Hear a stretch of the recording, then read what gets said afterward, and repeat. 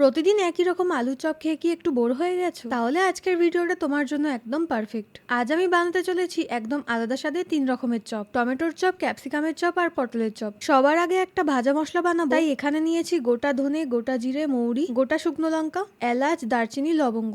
এগুলো শুকনো ভেজে নিয়ে গুঁড়ো করে নেব। খোসা শুদ্ধ আলু সেদ্ধ করে নিচ্ছি। মশলাটা শিলে গুঁড়ো করছি, তোমরা চাইলে মিক্সচারেও করতে পারো। আলু সেদ্ধ করে খোসা ছাড়িয়ে নিয়ে একটু ম্যাশড করে রাখছি। খোসা শুদ্ধই সেদ্ধ করেছি যাতে টেস্টটাও ভালো হয়। এবার কড়াইতে সর্ষের তেল দিয়ে পেঁয়াজ কুচি দিলাম। পেঁয়াজটা একটু ভাজা হয়ে যাওয়ার পর রসুন কুচি, আদা কুচি আর লঙ্কা কুচি দিয়েছি। ভালো করে ভাজবো যতক্ষণ না কাঁচা গন্ধটা চলে যায়। এমন লালচে কালার হয়ে আসলে তখন সেদ্ধ করা আলুটা অ্যাড করব। তারপর নুন, হলুদ গুঁড়ো আর ভাজা মশলা দিয়ে বেশ কিছু মিনিট মেশাবো। সবকিছু ভালোভাবে মিক্স হয়ে যাওয়ার পর গ্যাস অফ করে নামিয়ে নিলাম ঠান্ডা করার জন্য। একটা বাটিতে বেসন, 1 চিমটে বেকিং সোডা, নুন আর পরিমাণ মতো জল দিয়ে একটু ঘন ব্যাটার বানিয়ে রাখলাম। পটল, ক্যাপসিকাম আর টমেটোতে পুরটা ভরে ব্যাটারে ডুবিয়ে গরম তেলে ভাজছি।